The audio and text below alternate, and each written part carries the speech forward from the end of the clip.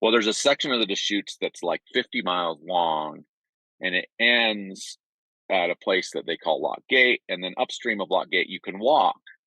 But because it's a big river, you can't access the other side of the river.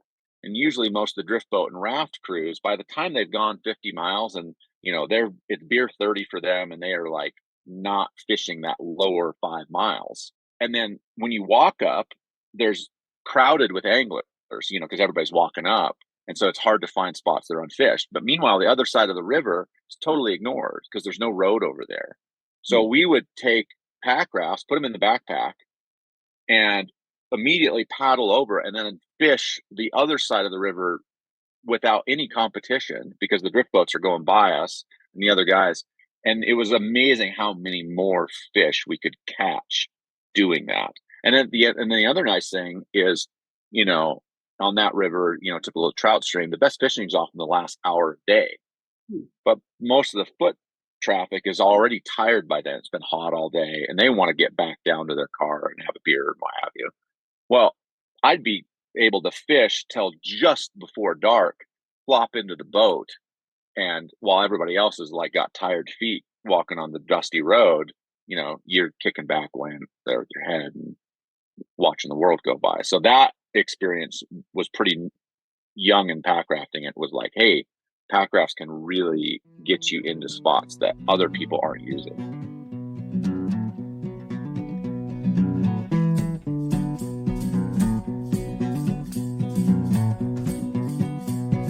Light your fire by the river, sleep on the ground. Ramble, ramble, ramble, it's the only way back home. See the crows come and tell your story to the smoke. What can't hold itself up on the land, I say, let it go. 'Cause we all live downstream.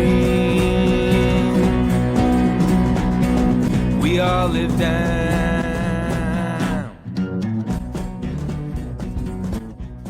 Hello and welcome to A Beginner's Guide to Packrafting and Bikerafting. My name is Lizzie Scully and I'm your host. I own and operate Four Corners Guides, an instructional guide service, with my husband, Steve Fastbinder, aka Doom. We live at our base camp, Skullbinder Ranch, a 35-acre desert wonderland that borders Mesa Verde National Park and the Ute Mountain Ute Tribal Park. Doom and I also authored the Bikeraft Guide, a history of, wild adventure stories about, and how-to guide for aspiring bike rafters. We're giving our podcast a bit of an upgrade with new original music by Packrafter, poet, and musician Ben Weaver.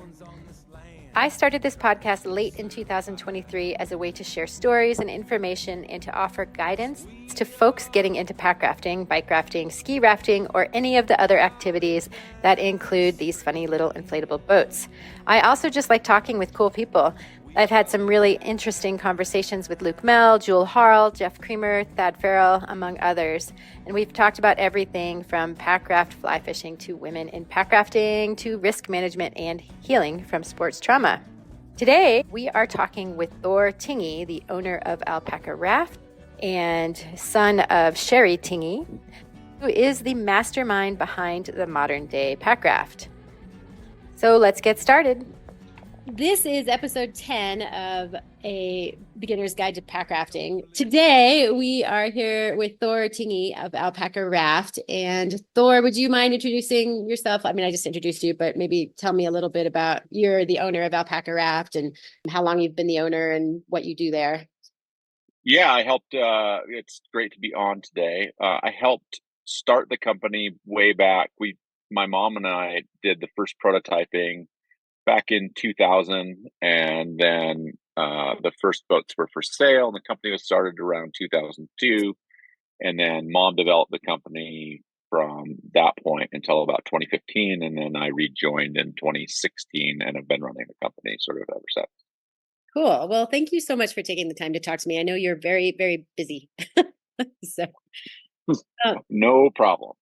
So can you tell me, first, I kind of want to know a little bit about your history with hunting and your history with fishing. You grew up in Alaska. Can you talk to me a little bit about that? Yeah, so I would go ahead and say fishing is my first and longest love of sort of outdoor activities. My parents will tell a joke about when I was 2, they caught some fish and I was terrified and didn't want to touch them. And then by the time I was 3 or 4, it was like I was completely addicted. And they tell a funny story, which is false, but they that's their memory. I was learning to drive when I was like 13, before you could have a learner's permit or whatever. And we had this old Ford van and we were going fishing. And so they let me drive down the like dirt road. And they claim that I jumped out of the van because I saw a rising fish while it was moving.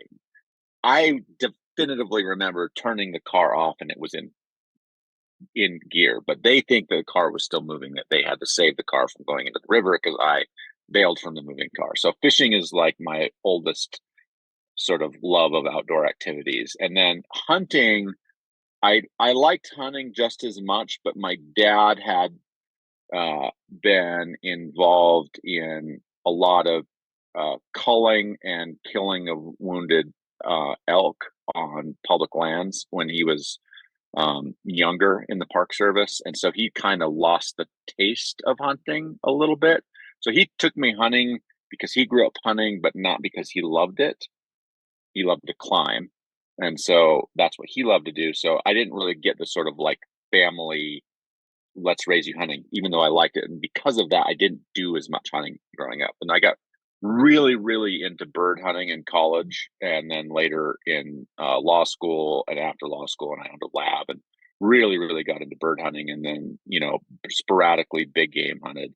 But over the last 8 to 9 years, I've gotten way more into, and I'm going to use the word hunting here. I've got way more into bow hunting elk in Colorado. And it's hunting. It's rarely ever successful, but I love the activity. Oh, why do you love it? Curious. So for me, like fishing is more of a, like, I've done it for so long in my life. It's like, I love it. It's ingrained. But I'm pretty good at it. It's pretty easy for me to do. And it's just like this cool experience. Hunting is way more focused, intense, hard. Like I think hunting, without a doubt, is the most engaged I've ever been in the outdoors. Like when I'm bow hunting, you're up before dawn. You're paying attention to every sound, every smell, the direction of the wind, all these things. And then when you actually get into animals, and one of the cool things about bow hunting is even if you're not successful in killing something, you're often in animals. Like there are elk around, and it just, as my good friend of mine puts it, he's like, to successfully kill an elk on public land with a bow requires 100 out of 100 things to go right. And you might have 95 to 99 of those things go right 10 times in a season, and just not the 100th. But like that experience of like being on the knife's edge of sort of like alert and like ready for anything to happen and focus is something that doesn't really happen in any other sport I do. It kind of happens, I think, in adrenaline sports, hard paddling, hard skiing and stuff like that. But even then it's shorter. Like the moment in big game hunting, especially in bow hunting, can last an hour, like where you're just like on that like edge of like, oh my gosh, they're right here. And it's this chess match of you're trying to like position yourself just right and hope that everything comes together. And most of the time it doesn't, but I love that experience. And I want to put this in perspective for listeners, because you are someone who you've paddled class 5, and you've done like month or more long trips in Alaska. So you've done things that are pretty radical in other realms of the outdoors. Yeah. And I always, one of the things there's a lot of, to be fair, there's a lot of different ways to hunt, and I think a lot of people sometimes see what we might term the lazy way. You can go and just sit on a spot where animals are likely to show up. And in some ways, if you do that regularly and be patient, you'll be more successful than, me running around the woods chasing things. Um, and I'm not here to sort of denigrate that, but it's a different experience, and when I first started big game hunting, I started Dall sheep hunting in Alaska, and I loved that because it was like combining mountains, which I loved, climbing and getting up high and views with hunting, like such a cool experience. So it's just like a way to go a little, like, 'cause I suppose when you're kayaking or pack rafting, even if it's class 5 and super exciting, it's it's more of you and the water. Whereas if you're hunting, it's you and the animals and the air and the Ye- trees and everything. Is that ye- Yeah, and I might think about it in the sense of like if I'm paddling a hard or rapids, class 4 to class 5, there is definitely an adrenaline boost that happens, but usually you're paddling, it's fairly easy, and then you're like come up on a big rapid and you get out and you look at it and you think, am I going to do this? Am I going to not? You talk to your crew, you figure out a safe plan for it. You make a decision. And while you're making the decision, the butterflies start to build in the stomach and you start thinking, oh gosh, is this going to be okay? But then the actual rapid itself, unless I don't paddle continuous big water class 5. Once you're in the rapid, it's, a long class 5 rapid still may only take you less than 15 seconds to run, once from entry to end of it. So that experience is really, really, really intense. And then it's kind of less intense outside of it. Whereas I think big game hunting, especially bow hunting, when things start to happen, it can be an hour of or more of just like everything is on heightened alert. wow? That's so cool. So I like that, and you still get that peak, if you draw the bow and you expect the animal to step out or, do something, that it's the same kind of adrenaline hit. But, um, you get dry mouth, you get everything. And in amongst that, the only way you're going to be successful is by calming down, closing your eyes, taking a deep breath, readying yourself for the moment. So I think that experience is really cool. The other thing about it, like independent, like I say, I've been bow hunting for 9 years and I've only killed one animal doing that. So, it's not a lot of killing necessarily for some of the hunting I do. But while I'm doing it, I see such other cool stuff because you're being quiet. You're working, you're making sure that the wind is in the right direction. So, even though I'm out looking for elk, just I see small animals that are really cool and watch what they do. And, you see little predators like weasels and stuff like that, that when you're just backpacking, you kind of don't see that because you're a little bit more noisy and you're moving fast. And, when you're sitting there and going slow and being super observant, it's amazing what you see moving through the world. Cool. Well, thank you for sharing that. I'm going to sort of switch over to, I'm curious when you first envisioned using a pack raft for fishing or hunting, like which came first and when did that happen? Trying to remember which came first.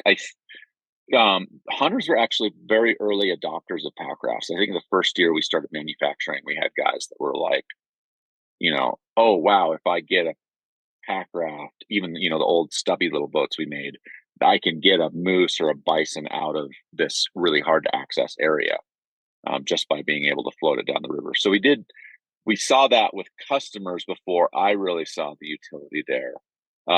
Fishing was definitely early for me, mostly. And in the early years, I was doing packraft fishing trips less like I do them now. I try to identify rivers that don't have use, and that's where I think the advantage of packrafts come.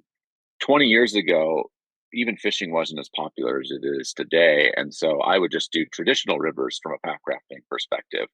But I want to say that even by 2005, we had figured out. I was living in Oregon at the time, and we had figured out, so the Deschutes River there doesn't allow, you're not allowed to fish from a boat on the Deschutes. So people do float trips in drift boats and rafts.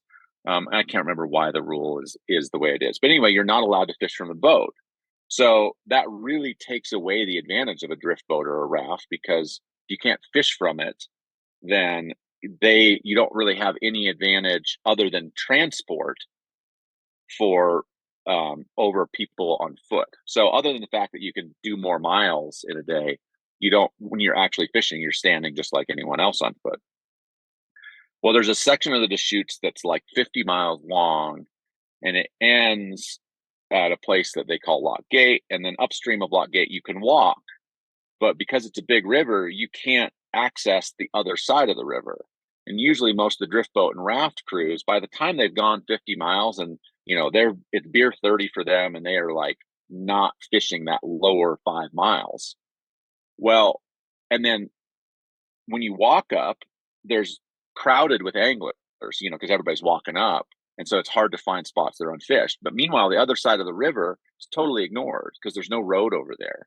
So we would take packrafts, put them in the backpack, and immediately paddle over and then fish the other side of the river without any competition because the drift boats are going by us and the other guys. And it was amazing how many more fish we could catch doing that. And then the other nice thing is, on that river, typical trout stream, the best fishing is often the last hour of day. But most of the foot traffic is already tired by then. It's been hot all day and they want to get back down to their car and have a beer and what have you. Well, I'd be able to fish till just before dark, flop into the boat. And while everybody else is like got tired feet walking on the dusty road, you're kicking back weighing there with your head and watching the world go by. So that experience was pretty young in packrafting. It was like, hey, packrafts can really get you into spots that other people aren't using. And that's the secret of fishing. And that was 2005 about. Yeah, starting in the fall of 2004, that's when I moved to Oregon. So pretty early on, we were doing those kinds of trips. When did you and your mom start talking about developing boats specifically for fishing and hunting for alpaca? Ooh, in 2000 and, in 2007, she and I took a fishing focus trip in Katmai National Park. And we flew in, another case in point of using packrafts to basically pick up marginal areas that are underutilized by other anglers. And again, that's, one of the secrets to fishing is being able to get to fish that other people aren't fishing. So we went into a very, very famous river in Katmai that's incredibly crowded and popular with, guided clients, people that pay $13,000 a week to go fishing in Alaska. Mm-hmm. Yeah, a lot of money. But none of it's overnight. So every morning at 8 a.m. in come, the Beavers and Cessna 185s and all the float planes with, a guide and 3 clients to go tromp around the river. So they would fish all day. So my mom and I did this river, and we would chill out all day and watch bears and relax. And then, at 3 p.m., everybody's back in the airplane, heading back for cocktails and fancy dinner at the lodge.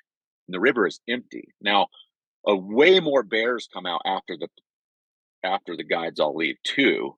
So it was very berry, but it's Alaska, it's August, and it's light till 10 p.m. So my mom and I would fish from 3 p.m. to 10 p.m. and a lot of fish would actually kind of relax and come back into the runs because they've been targeted by anglers all day, and so they're hiding. So it's just that kind of thing. But that's all the way back to 2007 that we were doing fish-specific trips, but we weren't really fishing as much from the boats as much as we were using them for access. So access has long been the like point of packrafting and fishing, or packrafting and hunting. It's about getting access where other people are not using those access things.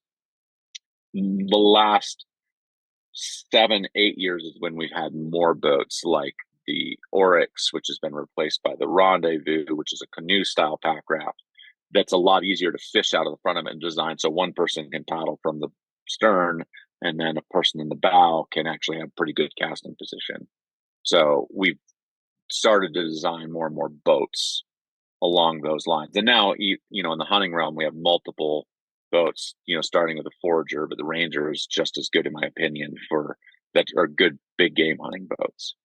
So did you see so I read this I think it was Hunting Alaska, and the guy said something about how packrafts have become the trend in Alaska. So did alpaca, I'm just curious, precede the trend, or did you sort of start riding the trend?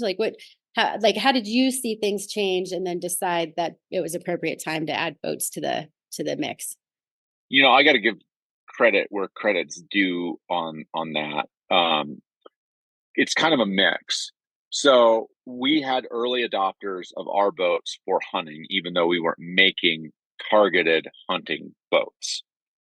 And then Larry Bartlett, Pristine Ventures in Alaska, um, who is a guide outfitter and what have you, he had bought our boats, but then he started having his own boats made that were more modeled after inflatable canoes, specifically for hunting. And I think I don't know how successful he's been, but they've been quite popular with Alaska hunters. He's been doing that for about a little more than 10 years now. Like, he's been doing the hunting thing for a lot longer than that, but specifically selling boats, packraft style boats to hunters, he's been doing for 10 plus years now.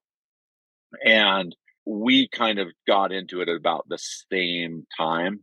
We had been selling boats to hunters for much longer than that, but we started making targeted boats to hunters for about the same time.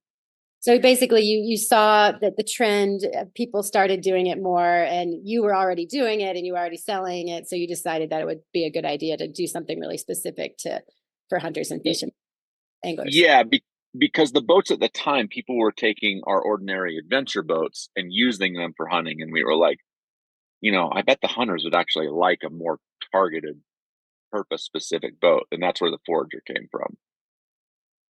How big is the float hunt and fish market in general? Like, it seems to be pretty huge in Alaska, but It's big. It's big in Alaska. It's small overall, the pack rafting. I would say it's a small but very important part of the market. Like, it's probably less than 20% of our overall market, but that's an important 10+%. Wait, 20% of alpaca's market or 20%? Of alpaca's market. So I don't know more broadly. But it's a pretty big market. Okay. Yeah. And I read a couple different interesting things about like the reasoning behind why the market probably has, or the trend has sort of grown. And one person said hunting pressure has increased exponentially, and hunters have become increasingly minimalistic. Both of those things are interesting to me. I can see that how hunting pressure has increased exponentially, but like, why would hunters become increasingly minimalistic? So there's a lot of interesting things happening in hunting that you can do some more. Like, license sales have been decreasing for 30 years. So, and that's because there's been a trend, for whatever reasons, away from hunting as a generalized activity. Like 40 years ago, I think, virtually everybody that lived in a rural area went hunting every fall. That's just what you did. Like, that was part of life. But it was, you go set up a camp and you just go hunting. And what's happened is the general populace hunting, like, the easy example of this is more in fishing. Like, when you think about the local lake with the stocked pond and you see all the guys out there standing and fishing of that, like, these are blue collar lunch pail guys that don't have expensive gear. They're just going out to have fun and catch fish. And it's like an important part of what they do. And that's how hunting was. And I think it's still that way in some parts of the upper Midwest and things like that. But overall, the trend has been less and less license sales. So fewer and fewer people doing it. But the reality is the same number of animals are being killed because the people that are doing it are more and more dedicated core hunters, as opposed to casual, I'm going to dig the rifle out in October and go hunting. These are guys that think all year long about how they're going to go hunting that fall.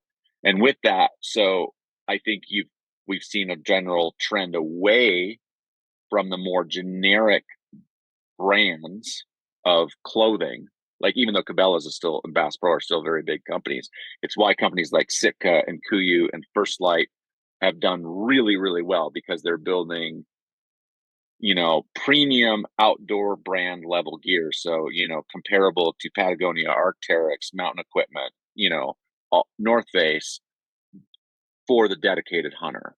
So we've seen over 20 years, like, a way more dedicated population of outdoor enthusiasts who are focused solely on hunting. And that's who's buying Kuiu and who's buying Sitka and who's buying First Light. And And those are people seeking a wilder, more remote experience. yes, they want the, like, full experience. Like, they're not just going to go set up a camp with their truck and then, walk in a few hundred yards and sit at a water hole and hope an animal comes by. They're physically training, they're buying fancy supplements and backcountry meals and all these other things, because it's a big activity for them. That's so interesting. So do you think that's like a media fueled thing? Like, people are like, oh my God, that's so cool. Or what do you think has fueled that change? I think it's a broad mix of marketing, equipment, and culture. And I think the reality is, the more you showed people that, hey, this is a really cool way to do this, it is hard, but so is backcountry skiing, and backcountry skiing is exploding in popularity too. Huh. Interesting. Yeah, I've never, well, I don't know anything about hunting, so this is really interesting to me. Can you talk to me a little bit more about the problems you are solving for hunters with pack rafts, and then we'll talk about fishing as well, fish and anglers. Yeah, so let's focus on big game hunting. So deer, elk, sheep, moose, goats, you name it. Like, the first goal with any boat is, can the boat carry out a harvested animal? So that's the first thing we have to solve. And the Forager, our biggest boat, is about the bare minimum to haul out a complete moose. And it will do it. And lots of people have done it, but it is very loaded. And I think that's where, when you look at, like, Pristine Ventures boats, their boats start at Forager size boats and go up. And ours end at Forager size boats and go down. So in some ways, we're playing in a little bit of a different market, and I kind of get to that. So the first thing is, like, can it carry the animal you want? So if you want to hunt a moose, the Forager for us is basically the bare minimum. Then the Ranger, which is our kind of like little step down from the Forager, and then the Mule, which is a little bit step down from that. The Ranger and the Mule are both excellent for carrying up to a moose size animal. So elk, fine. Caribou, fine. Deer, fine. Sheep, fine. But, they'll easily carry that kind of weight. So that's the first problem. We have to make sure we have enough physical space in the boat to comfortably carry that animal. And, but the Mule and the Ranger and the Forager have pretty much only been around for about 10 years. Hey, can you hold on a sec? I have Yeah. something knocking and I need to turn it off because it's really distracting. All good.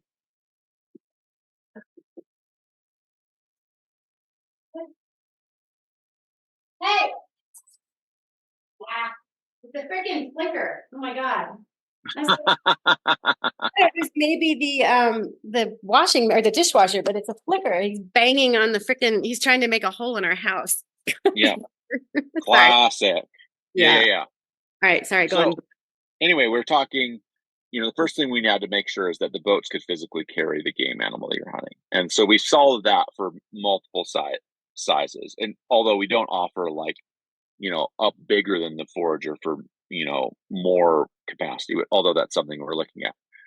Because that's the second thing that we're looking at is, now we have a boat that can carry the animal. Then the question is how are you going to use that? We've always been a more hike in or hike out focused brand, rather, even though packrafting has grown, and hunt packrafting as well has really grown to the point where a lot of people are doing it without serious amounts of hiking.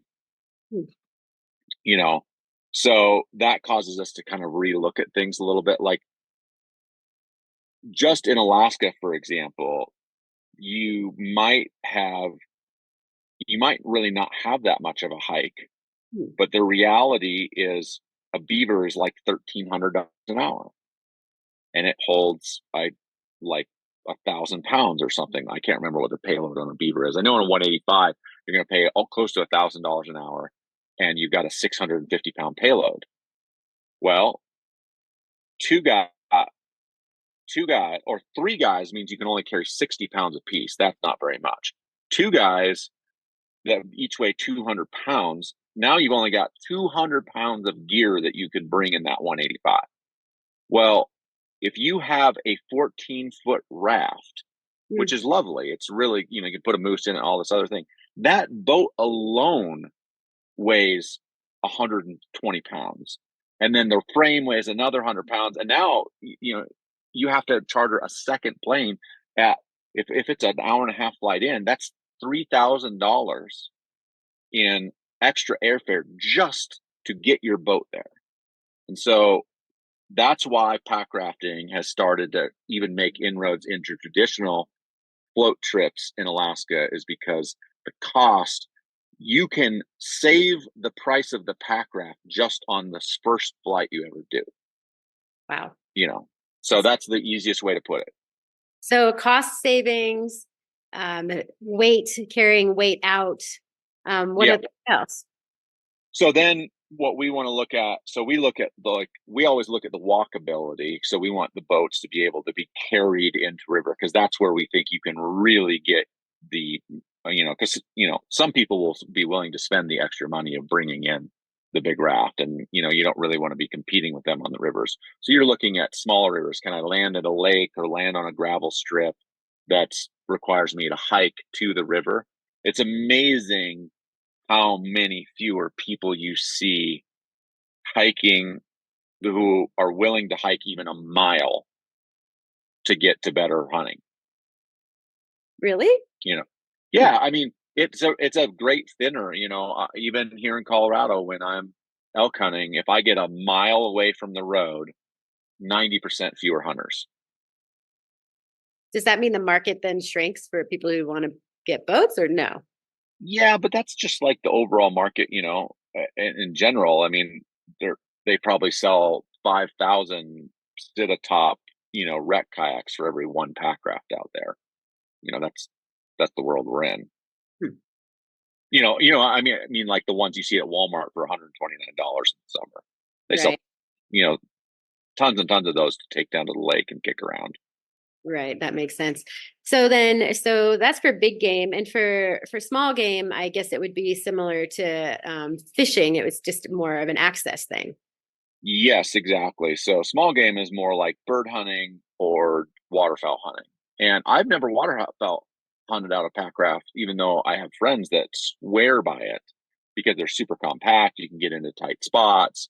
And there's a lot of situations where, like, a good duck hunting lake might not have a boat ramp to it. So you got to walk in a few hundred yards from a road access point, and the traditional hunters are going to be walking in, putting their decoys out there and hunting in that spot. But if you have a packraft, you walk in, get in the lake, and then paddle over to the other side. You have even less pressure. And ducks, waterfowl are like other animals. Animals are always seeking out where there's less pressure. Mm-hmm. That's fish behave that way. Animals behave that way. It's just the way it is. So packrafting is all about getting to spots that are less pressured by other people. Can you talk to me a little bit about like limitations of packrafts for hunting and fishing in brief, just in case? Because for example, we had a guy call us, and he was like, "Well, I want to float from Hanksville down on the Dirty," and we were like, "Oh, well, what's the flow? 100? Oh, well, you're probably not going to get very far." Yeah, the limitations, you're going to have limitations in, what kind of water you can access. You can access more in a packraft than you can in other kinds of boats. The limitations is more around like what you can carry. Like you have to make some compromises when carrying stuff with a packraft. It just, with the internal storage, with the zippers, You can carry a ton of weight in them, but still it's not the same as amount as you can carry in a full-size raft. But realistically, these days you're more limited in terms of what you can carry on your back if you're going to do any walking. And going back to sort of like other little niches of how they work is they're not common, but there's a handful of rivers that I know that have a really mellow floating section followed by a really dangerous canyon followed by a mellow floating section. Well, you can't bring a full-size raft into that river because you can't get through that canyon. But a pack raft, even though it might be a logistically kind of a pain, you can hike around that canyon with all your gear and your boat, and then suddenly you have access to a river that no one else does. Yeah, so the reality is sort of like with pack rafts and backcountry, really difficult, challenging boating, or even mellow boating, is just really you can get to more places with pack rafts. Yeah, and especially if you're willing to sit down and do the research to figure those places out, because they exist. There's tons of other companies who are all not necessarily doing that research for you, but providing those tools. Like Onyx has grown into quite a large company, and all they have is basically super high-end maps with public land shown, and that's the way modern people hunt, is by using Onyx maps to figure out where can I go that I'm likely to have good hunting. So I want to ask you a question. I chatted with I can't remember, it was maybe it was Luke Mel, but I can't remember who it was, but about some things that hunters and anglers should be considering when they're buying pack rafts. And I think his point was something to the effect of there are quite a few people, like this guy, for example, who I should probably not point him out, actually, never mind. There are quite a few people who maybe are taking these boats and they don't know exactly what they're getting into. Like, what sorts of things should hunters and anglers like be aware of if they want to buy pack rafts? What kind of training do they need? And what should they be thinking of? Yeah, I think there's for sure the angling market less so, because the angling market is just way more used to water. I think from Luke's perspective, where he may get a little nervous, and it's fair. I understand where he's coming from, but I've also experienced the other side. Is anglers are much less likely to have proper safety equipment. But that being said, I've done a number of rivers in Alaska where I have not brought a helmet, not brought a PFD to do fishing rivers, but we're talking like dead flat water rivers that are never more than like thigh deep, or if they are, it's for a short section, and I would be wading in that river all the time anyway with my waders. And so I'm not, I'm making a judgment call that I don't need that safety equipment because of my skill level and my knowledge of the river. I think anglers are more aware of that, whereas hunters buying pack rafts, it may be their first experience with a paddle sport ever, and the reason they bought one is so that they could get to the places where other people aren't, and they're not thinking through all of the safety stuff. So what should they be thinking? Well, I obviously should, if you don't have experience with rivers, because we're really talking mostly rivers here, for hunters. If you don't have experience of rivers, you should get that experience before you're out in the backcountry hunting, because hunting is going to make it harder. Hunting makes everything harder. Carrying a backpack is one thing. Carrying a backpack with 120 pounds of elk quarters on it is a whole nother thing, and just in terms of like the physical stamina required, and stuff like that. So the same thing goes with a boat. Like a pack raft is very, very stable and easy to paddle and maneuverable when you've got 60 pounds of stuff in it. But when you've got 300 pounds of meat into it, well, if you've got a flooded out river from a big rainstorm, that suddenly gets a lot scarier because you've got to have better skills. So the reality is, my rule of thumb is like, good judgment is the most critical skill that you could ever have.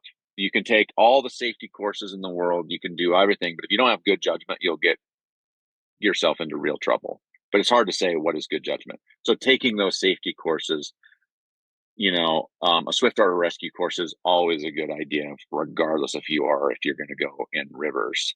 and stuff like that. But really, like if you get a boat, getting it out on any kind of similar river to what you're expecting to go to for a lot of practice before you actually get in that backcountry will serve you well.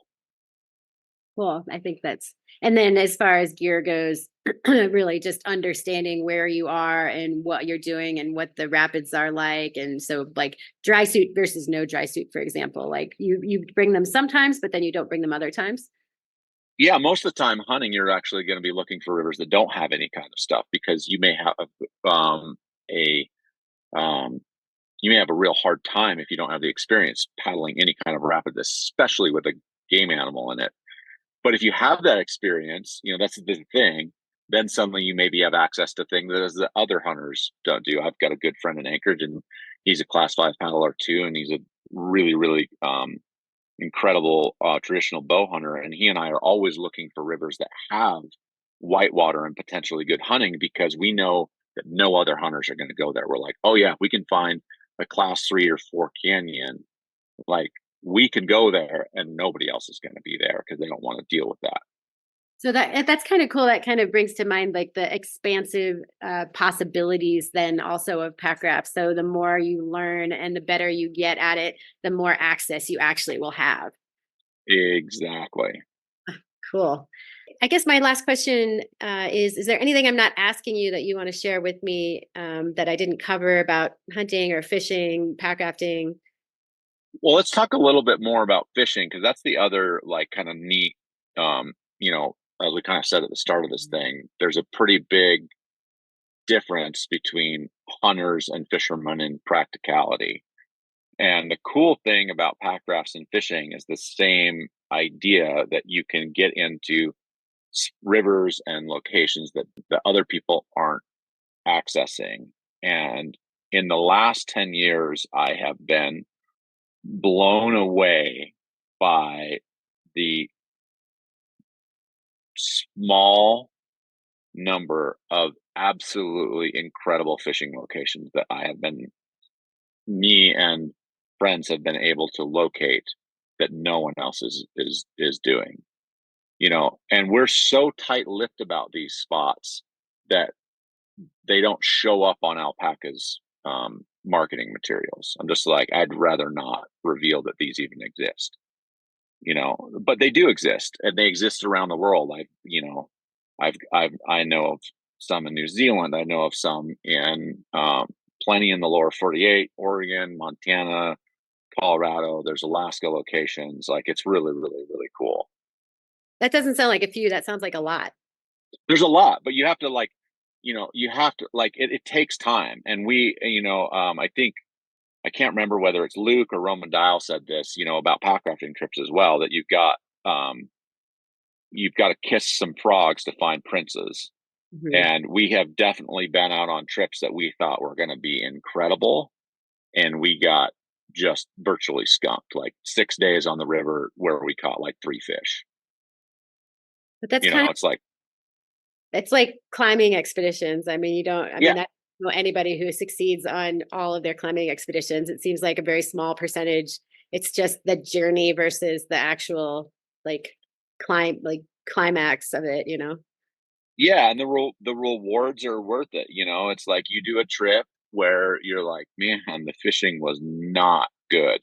And that can be frustrating. You took a week off of work, you spent thousands of dollars in airfare and bush plane flights, or in other travel costs to get into this spot, and it's just like, it doesn't pan, and you're like, oh man, that's kind of tough. And then you do that a couple times, you're kind of like, oh, and then you get the one where you're in there and you're like, oh my gosh, we just caught a 28-inch brown trout that's never seen a fly.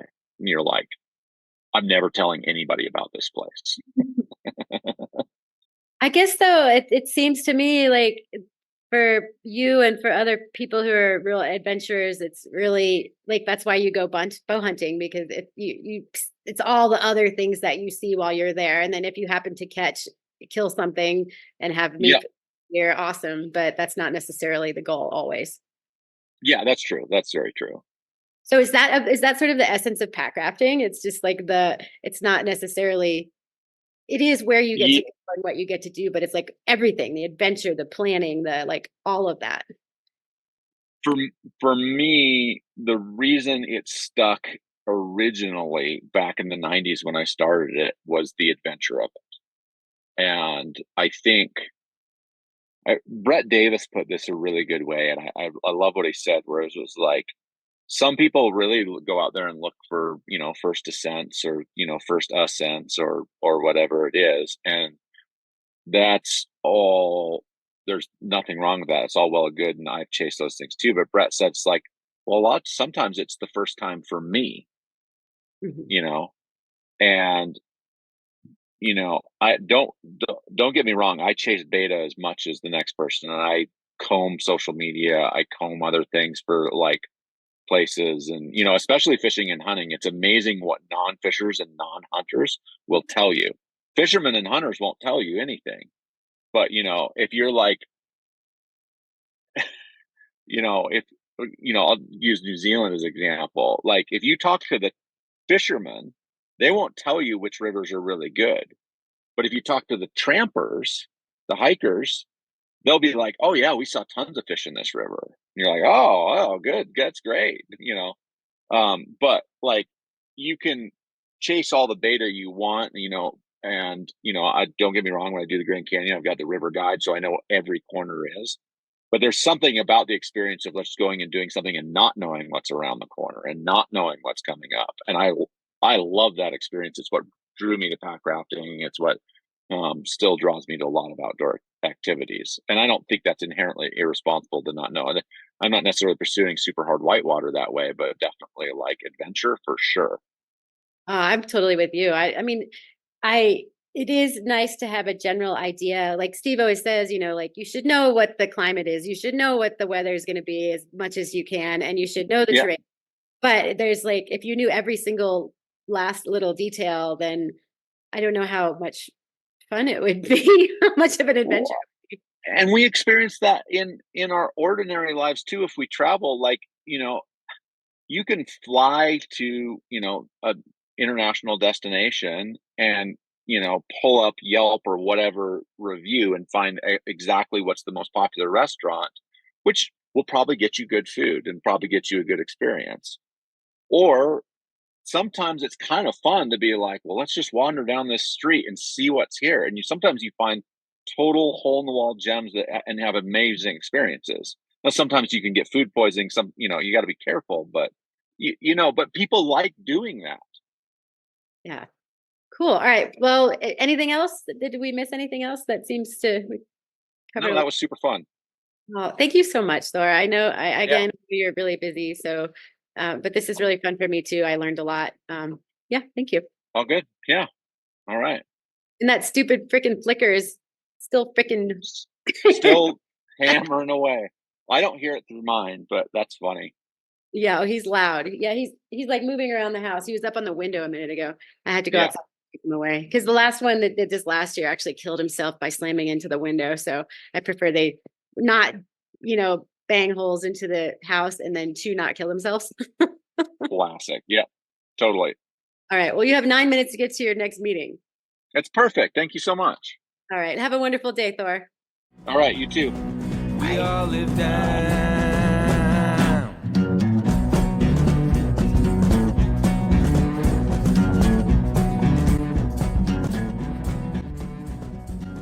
Thanks so much for joining us for the Beginner's Guide to Packrafting and Bikerafting podcast. If you'd like to follow us, you can do so on Podbean or Spotify. You can also find the show notes on the fourcornersguides.com blog and on the podcast page. If you have any questions, comments, or suggestions, please email us at fourcornersguides@gmail.com. Follow the sound of water like wind through bullet holes till I came across an old grizzly. Said I'm running out of room to roam. Let me tell you a story. I draw it with my knife. We ain't the only ones on this land trying to survive. 'Cause we all live downstream. We all live down